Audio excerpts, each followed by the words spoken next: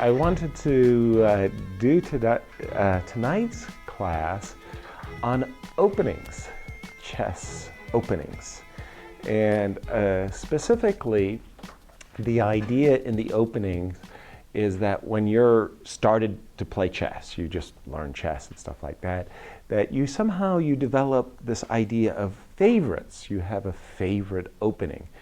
And this favorite opening stays with you for your chess career until you decide A, that it's really, really, really bad, or B, that it's really, really good and you continue to play it. Good openings are basically those openings that are classical. Anytime you see white opening with, say, e4, 1 e4, or 1 d4, the two most principal opening moves for white, gaining control of the center and preparing to develop a bishop. And you respond to these openings with a classical defense, d5. These classical defense are basically timeless. They'll be with you for the whole of your chess career. Conversely, favorites are those kind of offbeat openings or defenses that you like because, again, when you were a kid, you won, or they left such a great impression, a nice memory that you had with a specific opening defense that you played, you continue to play it. But these openings, these quote favorites, are offbeat openings as opposed to classical defenses. Classical defenses, again, they never expire. It's like they're timeless. You can play them and keep on playing classical defenses the whole of your career, whereas these personal favorites, and they may include, for example, the Sicilian, and then of course we have one of the favorite of the favorites, the Dragon Sicilian as black. I remember as a kid, I loved to play the Dragon Sicilian until I discovered that it was so popular that it had been analyzed in great detail. And if I didn't keep up to date on the latest theoretical novelty, well, let's say my Dragon Sicilian didn't survive. And I liked the Dragon Sicilian very much when I was black for the simple reason the name itself, Dragon. Ooh, that's just a cool name, you know? Like, I mean, how could you not like the Dragon Sicilian? The name is so cool. And it comes from an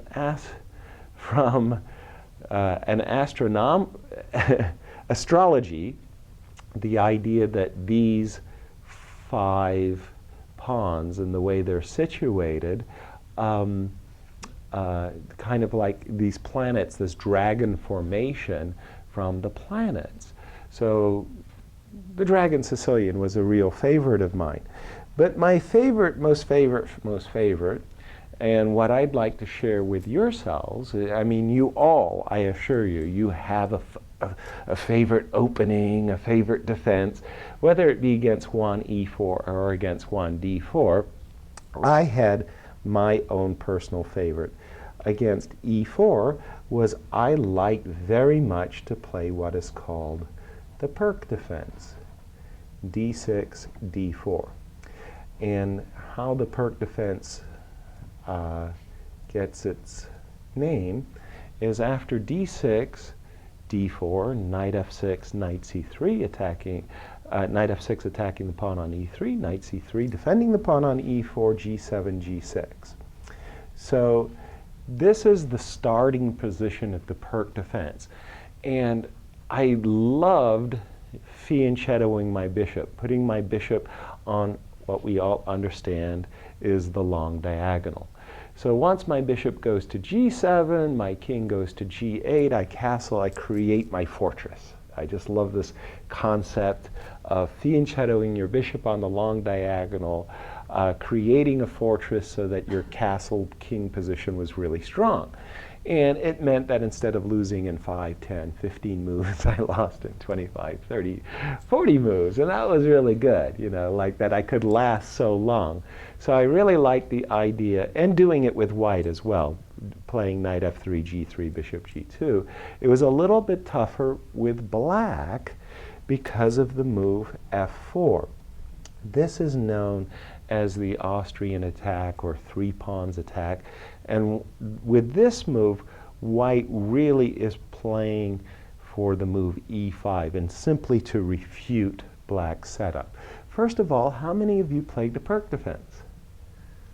Not a single person. Wow. Okay. How many of you play e4? And how many of you play the three pawns or the Austrian attack against the Pirc defense? Okay. So. Oh, bishop on g5 on f4. That's a different setup, of course, but yes. But this move, f4, is the most direct way of trying to refute the Pirc defense. And before you criticize me, justifiably or otherwise, for having the favorite Pirc defense in my repertoire, do keep in mind that in 1972, in the World Chess Championship match between Boris Spassky white and Bobby Fischer black, Bobby Fischer played the Pirc defense. So, you know, kind of felt, well, if it's good enough for Bobby, you know, it's got to be good enough for me. Okay, so again, in this position, white has many, many approaches to black's setup of fianchettoing his bishop, creating a fortress. White can play what is called the classical system or the Goeller system with knight f3, bishop g7, bishop e2, castles, castles. This is a rather modest approach by white, but white reasons that he has two center pawns abreast of one another and he controls more space. So it's a perfectly excellent setup for white. Another setup for white, a far more aggressive one, is the bishop c4, bishop g7, queen e2 variation. So the idea behind this variation is rather than putting the queen on e2 immediately when the bishop is on f1 blocking the bishop, first we bring the bishop out, then we bring the queen out. The idea behind the combination of these two moves is simply that white wants to play e5 and then play the move e6.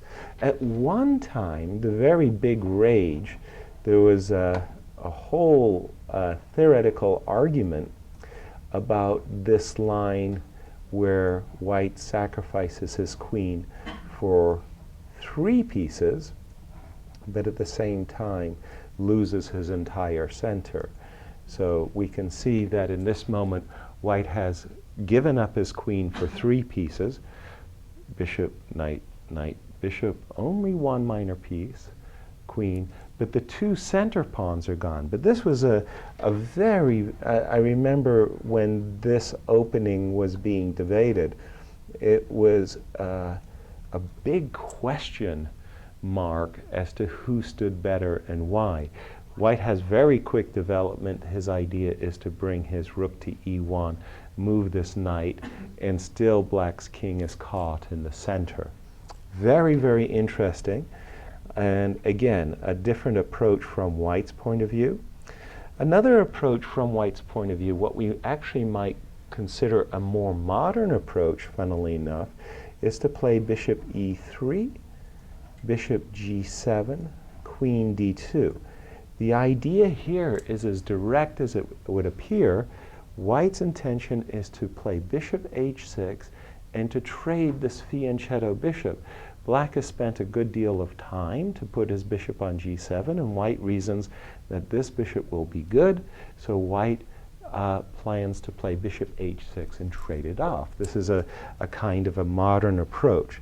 Again, there are so many approaches from white's perspective to the Pirc defense that he, when you play e4, 1e4 is white and your opponent plays the Pirc defense, you've got to have an approach in mind. Well, the beautiful part from black's point of view, that is to say my point of view, is I only had to acquaint myself with a few systems from white, and I felt very, very confident at the chessboard, except where this move was concerned. f4 is really, really a challenging one for black to deal with. Well, how to deal with that? I took the same approach as Bobby Fischer. I said, well, how Bobby deals with this is how I will deal with this. And this is what I call choosing a guide. Okay, openings are really, really tough. There's tons and tons and tons of possibilities for both sides. And trying on your own to discover which is the best line of play for a particular variation is really hard.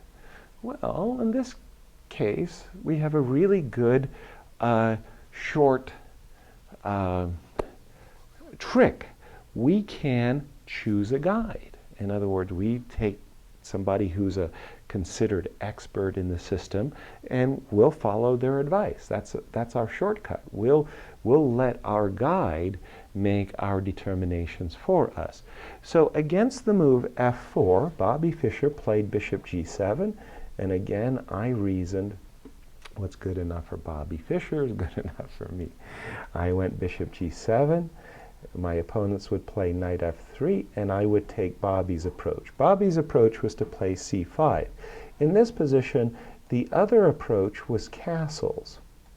So this is a very standard thing. I built a fortress, I put my king there. The problem is that now, this early in the game, where my king is already castled, in a sense I've given my opponent my address. Now that white knows where black's king is gone, he can focus. And the problem with castles is that after e5, knight d7, h4, c5, these were considered the best moves. h5, basically what white is saying is, hey, I'm just going to go out here and checkmate your king. I mean, and if the game were to continue for argument's sake with takes, queen takes, knight c6 attacking the queen drops back. We'll understand why in a moment. We can pretty much see that white's idea is to checkmate. Oops, excuse me. Checkmate. White's idea is the obvious checkmate on h7. That cannot be defended by knight f6 because pawn takes. So instead, the rook has to make way for the king. Rook moves, check, king. And this is just a very, very frightening attack because on the next turn, white's intention is to play bishop here and trade this very, very key defending piece. Well, I wasn't very happy about these lines of play, and so I wanted to delay castling, and for these types of reasons is why I played the move c5. Okay.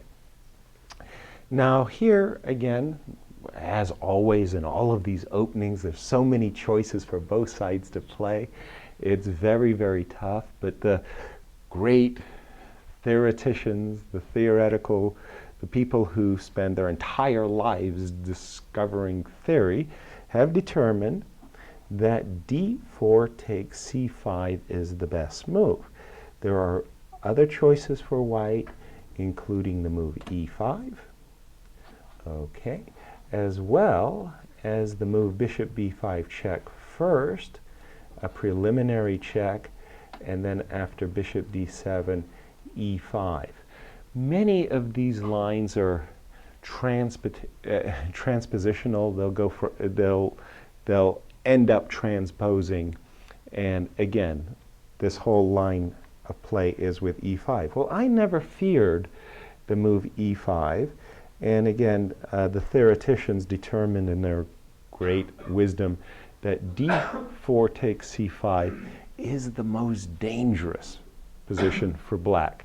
So I did a lot of, let us say, internal research on this position, and I recall, you know, like these are the days before the computers, right? You know, I'm at home with my little chessboard, my pagan chessboard, and I've got my notebooks, and I'm sitting there writing all of my analysis down, and you know, literally trying to play both sides. Okay, so I would play this move if I was black, turning the board around. Okay, if I was white, I would play this move, you know, like.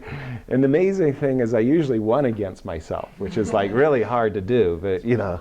Was that, Julian? Which color? Yeah, exactly. Whichever color I happened to prefer at the time. Well, at the time, I was trying to make this whole scheme with black work. Well, after this capture, it's clear that black's position is under great pressure. Black does not want to recapture this pawn because after the trade of queens, not only do I lose the right to castle, but when white plays e4, e5, which would close off my beautiful fianchettoed bishop, strategically speaking, white is winning. Black is simply lost. So in this position, the move d takes c5 would be a strategic disaster of epic proportions. So that is why everybody and his brother plays the move queen a5. And I just love this move, queen a5, on many, many levels. The first and most important level is I love my queen. It's like, it was the flower of my youth, my favorite piece, the strongest piece on the board. If I lost my queen, I oftentimes lost the game. So, you know, my results went hand in glove with what I was doing with my queen. And I love bringing out my queen. And in this particular case, it really fits with black's particular setup. Because now that the queen comes out to a5, the knight on c3 is in an absolute pin to the king on e1. And what I really want to do is play knight takes e4. The pawn on e4 is protected by the knight, but as the knight is in this absolute pin, knight takes e4 is on black's agenda. And also what's really, really beautiful about queen a5 followed by knight takes e4 is think about the position from a point of view of harmony for a moment. If it was black's move, let's give white an opportunity to make a horrendous decision and play the move h3. Or let's do even a little bit better for white. Let's imagine that he takes this pawn on d6. Well, now we would play knight takes e4 and just look. The knight on e4 attacks the knight on c3. The bishop on g7 attacks the knight on c3. And the queen on a5 attacks the knight on c3. Remarkably, black has only developed 3 pieces. His queen, his knight, his bishop, and each and every one of them are pounding the square c3. So this is what we call harmony, baby. I mean, everybody's working together. So after the move queen a5, it's simply not allowable for black to be able to capture this pawn on e4, and white, of course, defends the pawn on e4. Bishop d3, defending the pawn on e4. Now in this position, now is the time to take this pawn on c5. So queen takes c5, winning back the pawn.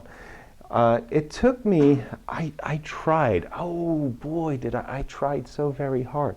I really wanted this move knight takes e4 to work. And if we were to go to Amsterdam today and go to my study and to my library where I've got all the notebooks of my past when I was young, we could go and you could see my notebook, knight takes e4. Darn it, this is a bad move. That was what I wrote in my notebook. Because after the move bishop takes e4, bishop takes c3, at first it all looks so very promising for black.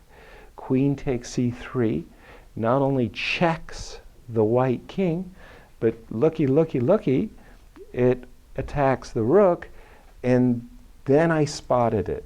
This terrible move, bishop d2, which defends or blocks the check to the king, but simultaneously, now that the bishop goes in front, the queen defends the rook, And after queen takes c5, well, the resulting position is 1, 2, 3, 1, 2. I'm a piece down. White is winning. Oh, so I couldn't make knight takes e4 work.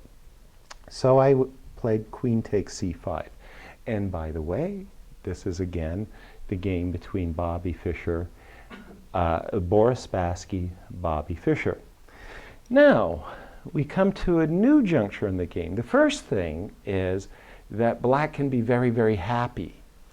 When we were starting and I was explaining that with the pawns on d4 and e4 and f4, white was building up this huge advance, e4, e5, and crushing me off the board.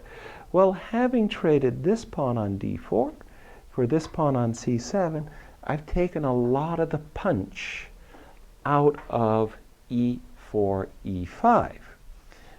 In other words, the pawn on d4 isn't supporting the advance. Furthermore, now that my queen is on c5, it's proving a little bit of a nuisance for white. That nuisance specifically is that the queen on c5 controls the square g1, making castles illegal. So everybody, including Boris Spassky, we haven't come to what I call the crucial position, my favorite position in my chess opening, queen e2. So Boris Spassky and everybody plays the move queen e2 with a very simple concept that they want to bring their bishop to e3, gain a tempo by attacking the black queen. The black queen runs away, and then after bishop e3 castles, white has a lead in development and an excellent position. Now, really, it's like in all of these Grandmaster games, and I'm talking thousands of chess Grandmaster games, games played between Grandmasters, everybody, including Bobby Fischer, played knight c6, bishop e3, queen went to a5, castles, castles, and basically you have the opening more or less ended. Still there was more moves that were played, but the essence of the opening has been achieved. Both players have castled in the development. Usually, I believe that the game between Bobby Fischer and Boris Spassky, Boris played rook d1, bishop g4, h3, bishop takes, queen takes, and they went on from here. Eventually, Bobby drew with black, which was a success. He was leading in the World Championship match at the time, and draws brought him closer to victory. So we reached this position, and everybody, and I just mean everybody, including Bobby Fischer, played knight c6. Well, I took another approach. This was my novelty. This is my invention.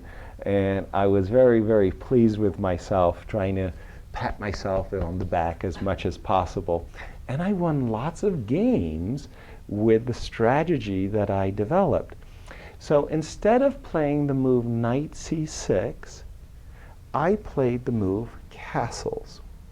And again, for some reason, the powers that be, they frowned upon this move. This move was not precise or not good, or whatever reasons, they just didn't like this move. But I love this move. And everybody who I played this position with would play the move bishop e3, which is very, very standard and obvious. White develops his bishop with a gain of time against my queen. And this is where I started to trick my opponents. I played the move queen b4. This was like my favorite move. So instead of putting my queen on a5 like Bobby Fischer and many others, my queen went to the b4 square with the impudent idea of simply capturing this pawn on b2. In the words of Nikolai Minev, gift me the pawn. Gift me the pawn. That's what I want. Gift me the pawn. So at this moment, first of all, I must say that this move, this idea of castles and queen b4, oftentimes caught my opponents by surprise. And oftentimes, their first reaction was to defend the pawn on b2 with the move rook b1, or to castle. Can anybody explain to me why both of those moves would be bad? Why would the move rook b1 be bad?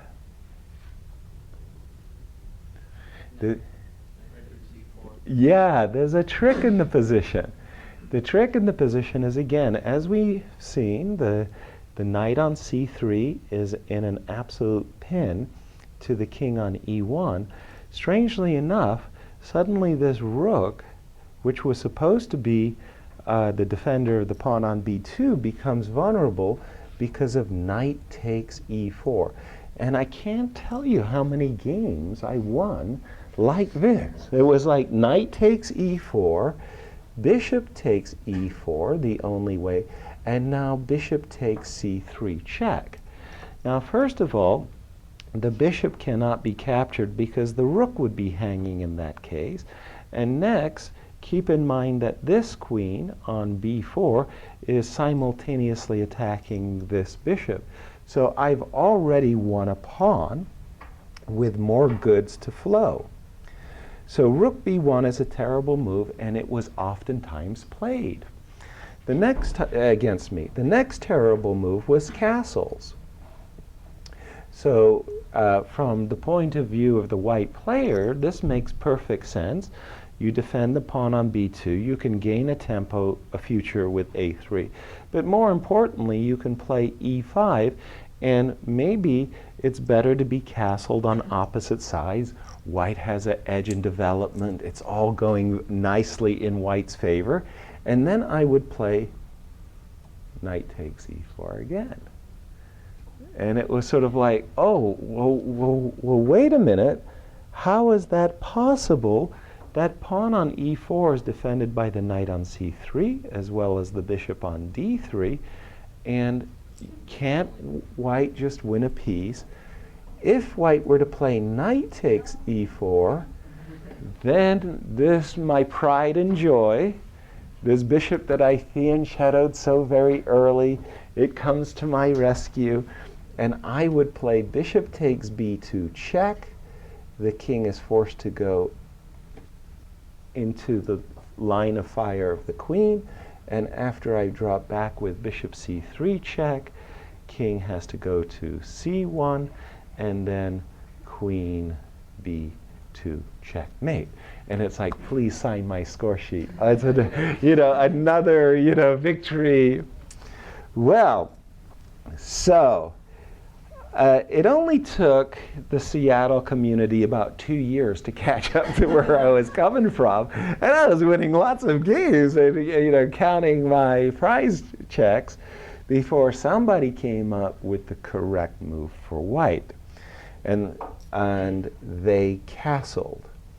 And essentially, this was a kind of I was double daring, and they're calling my bluff. I said, listen, I'm putting my queen on a vulnerable square where I could easily get trapped, some jeopardy for me, but I insist that I want to take the pawn on b2. And this move, castle, says, are you serious or are you bluffing?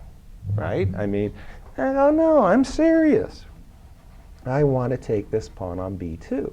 So I would take this pawn on b2. And again, I want to repeat myself by saying this was a favorite position of mine, and I reached it quite often in many of my games. So after the move, queen takes b2, well, if you're not paying attention, I'm going to take your knight, and I'll win again. Yay! So do something. And the white player would play the move knight b5. And that's really doing something. That's doing a lot. Because now I face two completely separate and devastating threats.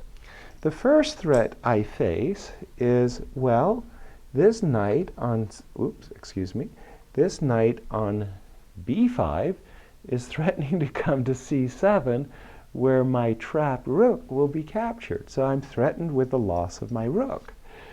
Furthermore, I'm threatened with the loss of my queen. For example, let's suggest I play a silly move. I'm just going to play a silly move. In other words, I play this move with the idea I'm going to lose my rook. You go here, I'll go here with my bishop. You take my rook, I'll take your knight. So in other words, I accept the loss of my rook. Well, that's one thing. The problem is I'm actually being faced with a loss of my queen. So the move rook f1, b1 traps my queen. My queen has no square to go. It can't take the pawn on c2. It can't take the pawn on a2.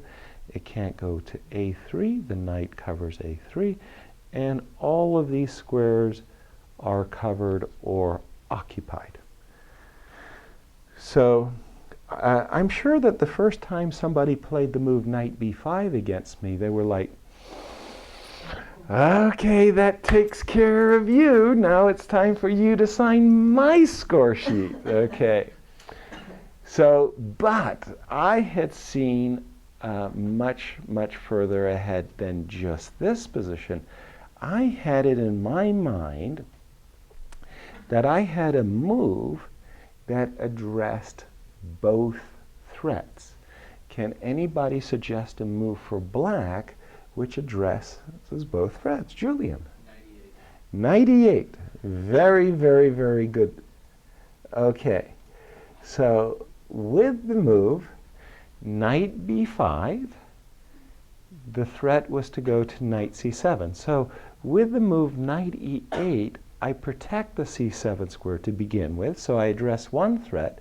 And the second thing that I do is I create a square, a retreat square for my queen to go to f6.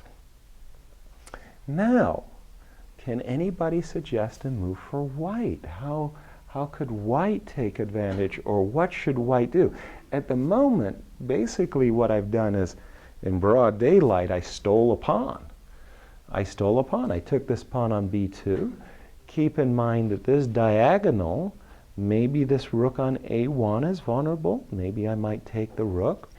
If nothing else, my intention is maybe to retreat my queen all the way back home, and I'm going to stay a pawn ahead, or to simply develop my pieces with knight c6, bishop here, and then one day I'll move this knight away, and okay, you've got to decide.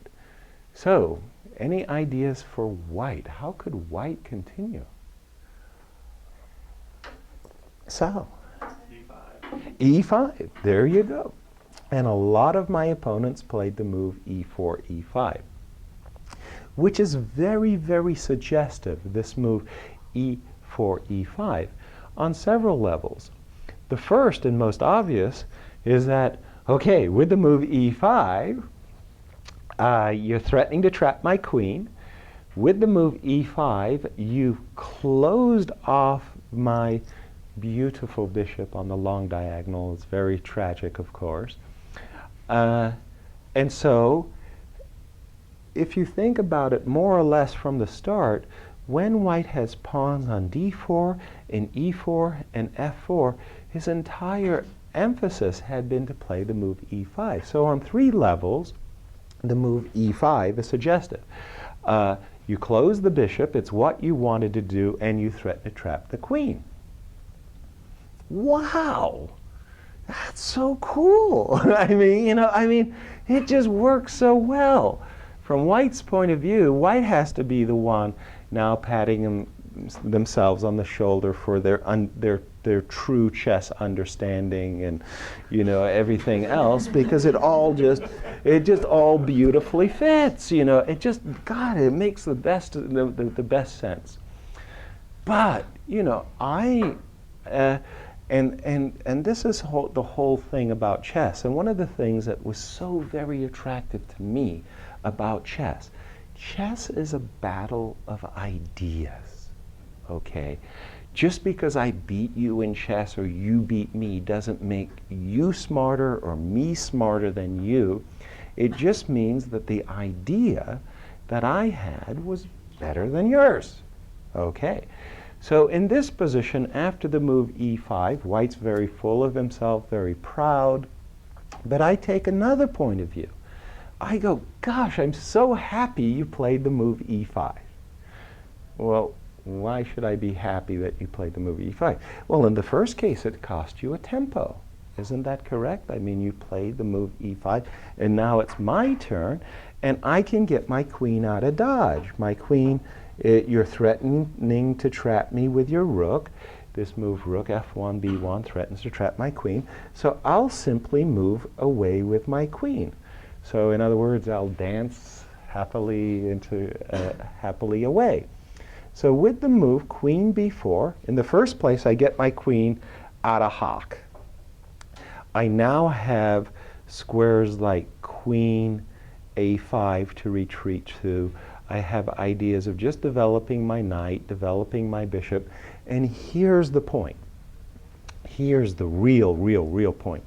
You played the move e4, e5 with evil intentions, but they were good, the reasons for playing the move e5. But on from another perspective, when you played the move e5, you put these two pawns in tension with one another, correct? The d6 pawn is attacking the e5 pawn, just as the e5 pawn is attacking the d6 pawn. Well, the other good thing about this tension from black's point of view is whenever this tension gets resolved, this bishop starts to look real good. Remember my pride and joy at the very start of the whole lecture, how I love to fianchetto my bishop. So I'm really looking forward to an opportunity that once this tension is resolved, that my bishop is going to have a really excellent vista, a view of the game. Now, anybody would like to make a suggestion as to what white should do? At the moment, he's a pawn down, and he's trying to punish me for my impudence and grabbing this pawn. White's development, by the way, is simply excellent. 1, 2, 3, 4, 5, 6, 7, 8, 9. Pretty good. 1, 2, 3, 4, 5. Hold on. 1, 2, 3, 4, 5, 6, 7. So white's ahead in development, but he's behind in material by a pawn. And in the meantime, all black is trying to do is catch up with development by playing moves like knight c6, bishop g4, and trying to resolve this tension favorably, of course, for the second player. Suggestion for white.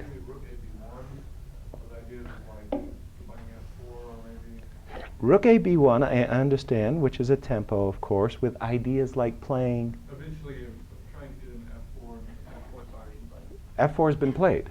F5, excuse me. F4, okay.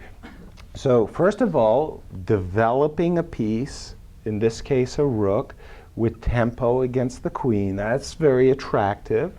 And secondly, you suggested the idea that you would like to follow up with the move f4, f5, and who knows, like sack black's king on the king side. And it's all very good.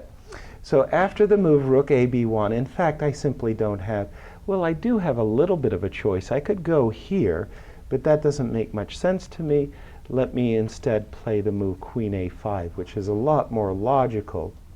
With my queen on a5, remember how I said a new battle has flared over the control of the e5 pawn tension. So the queen on a5, while at the moment doesn't directly attack the pawn on e5, there's an opportunity in the future that when this knight is pushed or shoved or moved backwards after the move a6, the queen could influence this pawn.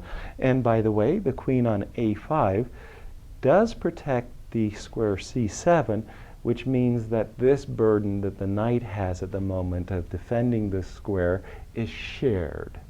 In other words, the knight can move. And finally, with the move queen a5, I'm threatening, not immediately, but one day maybe, that's another pawn. Yay! Okay, so after the move rook b1, would you like to proceed f5? At the moment, the move f5 in the immediacy doesn't seem very attractive to me.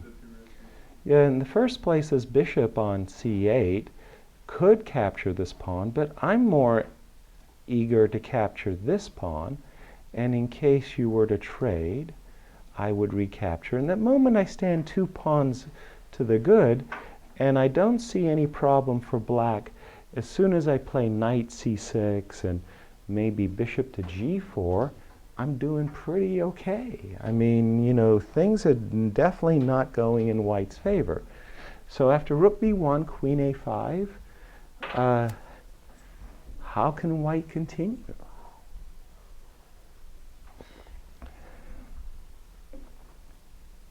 In truth, at this moment, white is already in deep trouble. White's in deep trouble. He won't be able to prove a compensation. My king is actually quite safe, and it's very clear as soon as I play knight c6 and capture, or if you capture this pawn and I trade knights, you simply do not have sufficient compensation for the pawn. So you actually have to go back one move, because this very attractive move, rook a1, b1, which was played against me by a number of opponents, really doesn't cut the mustard. Okay. And the very best move, and it took me a while to find it for white, because I actually really like black's position, was what, Julian? E takes d6, e takes d6. Not very convincing. New variation, ed, ed. Not very convincing how exactly white's supposed to follow up. Knight c6, bishop e6, knight. In the first place, do keep in mind, there's a tempo. In the second place, do keep in mind that after knight c6, a6, you're not even 100% sure that the knight will ever get out. Pardon me, knight takes? Knight takes a7 here. That's exactly right. In fact, it actually works best in white's favor not to resolve this tension instantly with takes. I didn't test this line, but one idea that black has is, imagine I were to play knight takes c7 for just a second, new variation, knight takes d6, and imagine you were to play knight c7. Yep. So now imagine that I played bishop g4, and now imagine that you took my rook, and imagine, do I have to play? No, I'm trying to trap the knight and play knight c6 and rook takes. So I sacrifice an exchange, but I don't think that I never tested that. I just thought of that as a possible idea. Another possibility is when you take this pawn on d6, excuse me, for some strange reason, I could play the move knight c6. And again, we could, in this particular case, for example, after rook b1, now in this case it's better, queen e7, you could take, queen a5, you could take on e7, I can take bishop here, and again you're winning this exchange, right? This, you're going to take one of the rooks, in this case the rook on f8. So after takes on oops, shadoop. Where's the captures on d6? There it is, sorry. After the takes on d6, take on d6, now you have to decide how you want to continue playing. Knight takes a7, right? Okay, so knight takes a7, then because you've made, you resolve this tension, it means I can take your rook. Yay.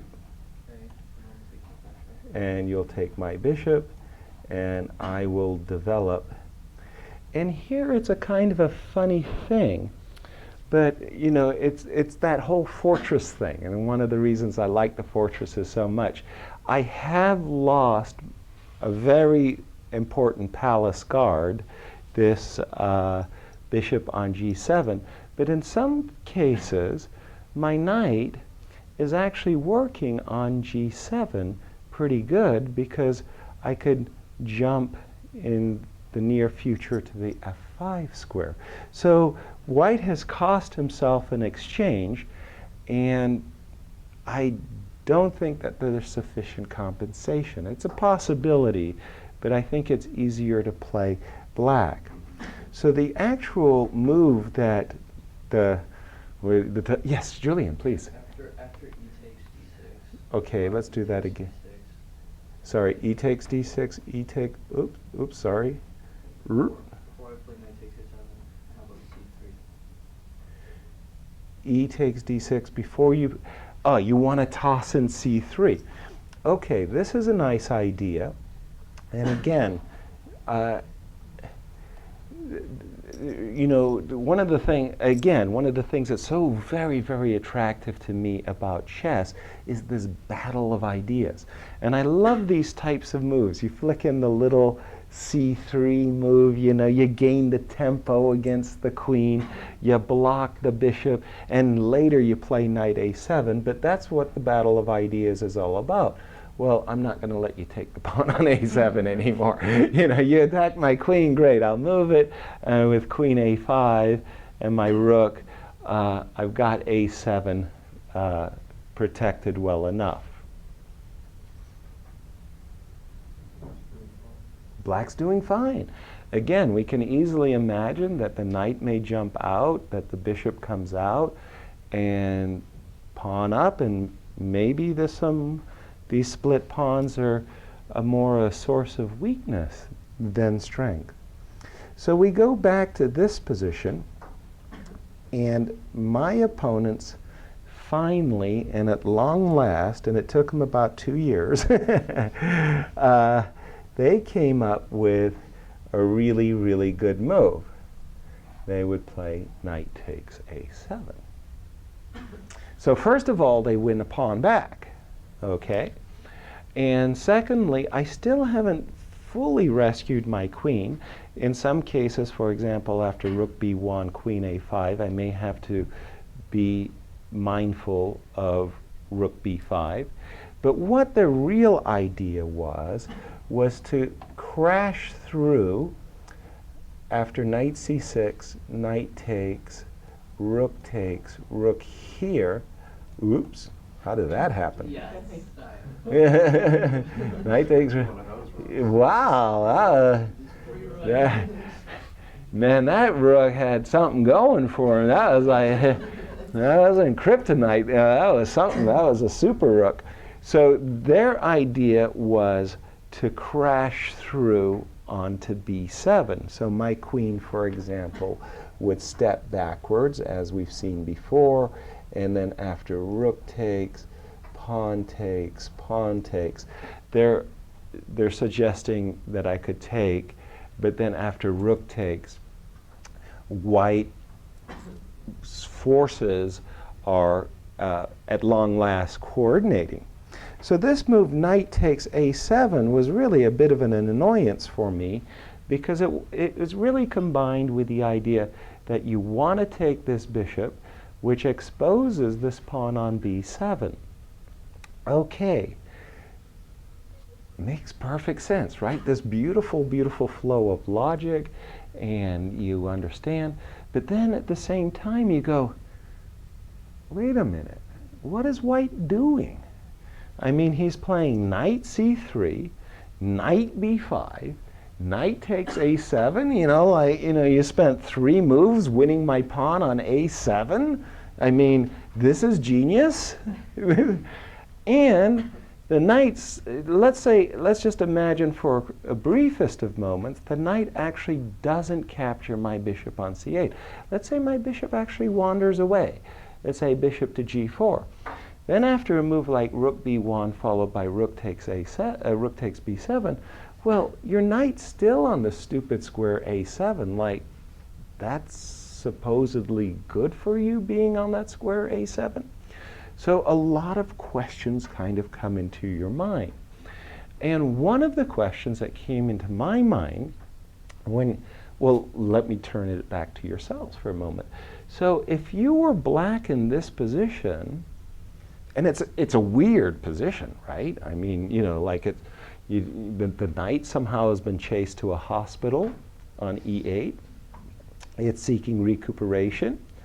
But on the other hand, like this rook on a8, thanks to this knight capturing the pawn, you've developed my rook on a8 for me, right? Now my rook's on like a half-open file. And all I've really got to do is solve certain development problems, and then things may turn in my favor. So for example, suggestions for black. I'm looking for 2 suggestions. Toss out a good move if you see one. Don't worry. Pardon? Bishop e6 is an excellent first suggestion. Second one?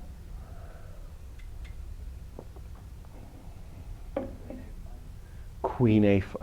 Well, be careful. That is a bishop. So knight c6, knight takes, rook b1, queen a5, rook b7 was our very first variation. I'll show the second move that I was thinking. First of all, the first move that was suggested was bishop e6, a very, very, very reasonable move. In the first place, the knight attacks your bishop. Move the damn bishop, right? I mean, isn't that what your moms told you? Like, son, if they attack, you run away. Okay, it works for me. And not only are you developing your bishop and you're running away, but hello, you're kind of looking at this pawn, and then maybe, one day you will take it. So bishop e6 is a very reasonable move. Again, I talk about the conflict between the d6 and e5 pawns. Also, extremely logical move would be, for example, bishop g4. So in this case, after moves like rook b1, queen a5, rook takes b7, one idea that black might have is to capture this pawn twice with pawn takes, bishop takes, relying upon the fact that this knight on f3 is a pin, and it's a kind of a messy, messy variation. Well, one of the things that how many of you are familiar with the concept of clumsy rook? Have you ever heard concept clumsy rook? Okay, it's interesting. Clumsy rook. Rooks are so easy to understand. They go left, right, up, down. What's the problem? Everybody should understand their rooks. But the reality is that literally players who are below chess master level really have a problem understanding rooks. And you have what is called a clumsy rook syndrome, where players really don't use their rooks very well. Well, I had clumsy rook syndrome. Okay, I really played poorly with my rooks, so I oftentimes like to sacrifice them. Makes perfect sense. You lose your rook, you don't have to worry about how to play with it, right? So, yeah, baby. Yeah, well, I wanted to get a little bit more than a pawn. So I often like to sacrifice my rook, and this was the other variation I was really hoping to ask. It's like, from a material point of view, what are you doing? You're sacrificing exchange. You're giving up a rook of 5 for a knight of 3. However, consider the following idea. After bishop takes, rook on a7, knight c6, first of all, I'm gaining a tempo, very important. My knight that was on pre returns the favor to attack the bishop on a7, so I gain a tempo. Secondly, consider the idea that the pawn on f4 is hanging, so that if I could capture that pawn, this guy would lose its key support. And finally, with the knight on c6, I'm attacking the pawn on e5. So for these reasons, my opponents would often play against me the move bishop e3. First of all, retreating that the bishop was attacked and defending the pawn on f4. And now you have to make an assessment, what we simply call, you have to make a judgment call. Who stands better and why? Like, what is it that you like about white's position? What is it that you like about black's position? So the first thing is we do a material count. 1, 2, 3, 4, 5. 1, 2, 3, 4. Okay. So black has a pawn for an exchange, a pawn and knight. Now, we have to look a little bit deeper than the 4 versus the 5 and just say a pawn, because these pawns are also split. So they're really not that great. And what we find over here, on the other hand, is we have a 4 versus 2 majority, and the majority is simply excellent. Finally, if we have our rights, once this knight goes to d6, the knight will be terrific on d6. It'll be defending the pawn on b7. It'll be defending, and in a dreamlike world, a dreamlike fantasy, this knight will either be traded for the bishop or for the knight, and then e5, f5, e4, f4, and the majority goes. So this was a position that I put a lot of energy in, and I really, really studied it. It became a favorite position of mine, and I won a lot of victories from it. At the same time, what's very interesting today is chess engines. Chess engines have become really, really, really strong. And at the time, I assessed this position as unclear, worth playing. I enjoyed black's position. The chess engines today say, no, this is a good position for white. And yet it's still a position I would like to play.